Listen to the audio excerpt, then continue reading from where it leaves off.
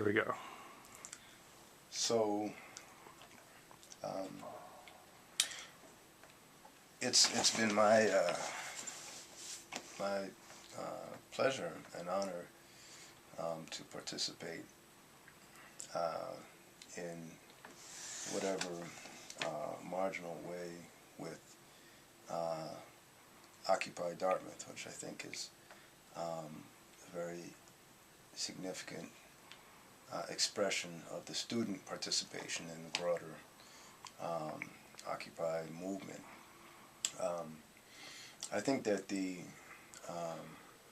Occupy movement is one of the most significant political and social developments of the early 21st century. Certainly of the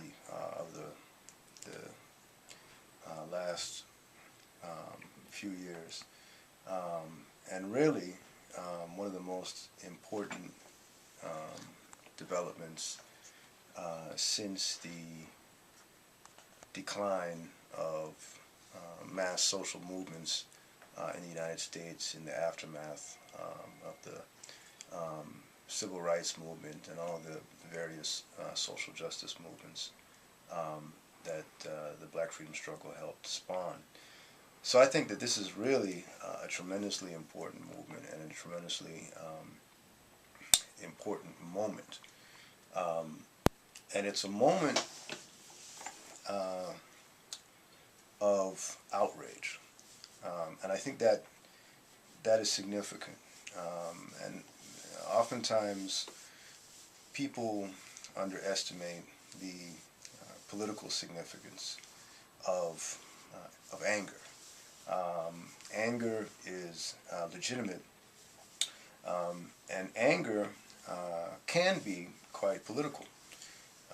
So people oftentimes assume that an expression of righteous rage or indignation, or certainly deep discontent, that the public expressions of these sentiments aren't necessarily productive or aren't political. This is, I think, a dangerous misunderstanding, and I think it's also a deeply conservative misreading of the nature of the righteous indignation that's produced these Occupy movements. There's been a long assault in this country on workers. There's been a long assault on people of color, on immigrants.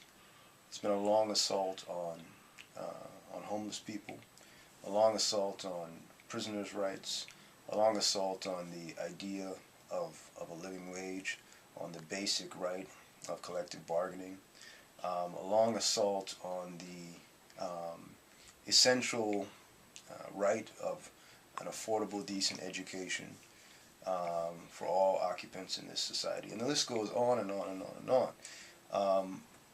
You had in this country and in many parts of the world in the 1960s and in the 1970s, the flowering of tremendously broad resistance movements to the kind of deep inequalities that we saw in the United States and around the world.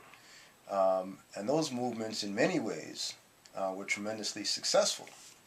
Oftentimes we focus on their great failures.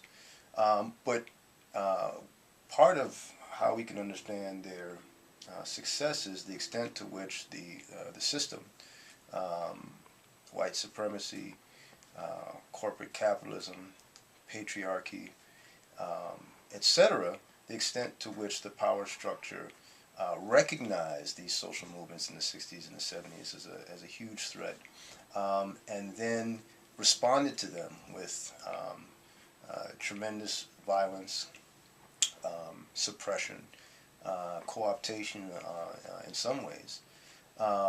So if we look at this sort of long aftermath of the civil rights and black power movements, of the anti-war movements, the women's liberation, the gay rights and gay liberation movements, American Indian movement, etc. This has been a long period in that last quarter of the 20th century and the first decade of the 21st century.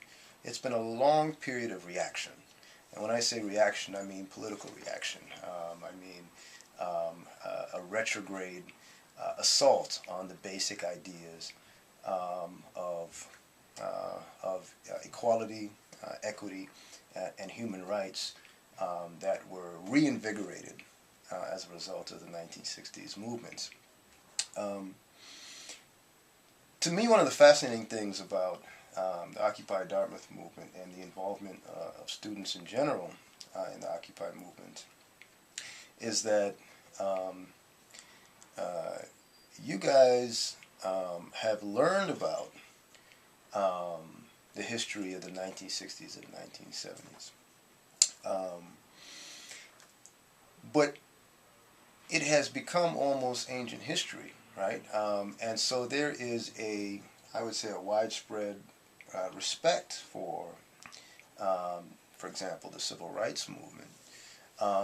But oftentimes we learn about the movement, or really as a kind of an ancient relic, sort of artifact mode of history. And so while those images of the anti-war protesters or anti-racists putting their bodies on the line in the 60s and to some extent in the 1970s are very appealing to us, those examples seem completely out of context for us in terms of informing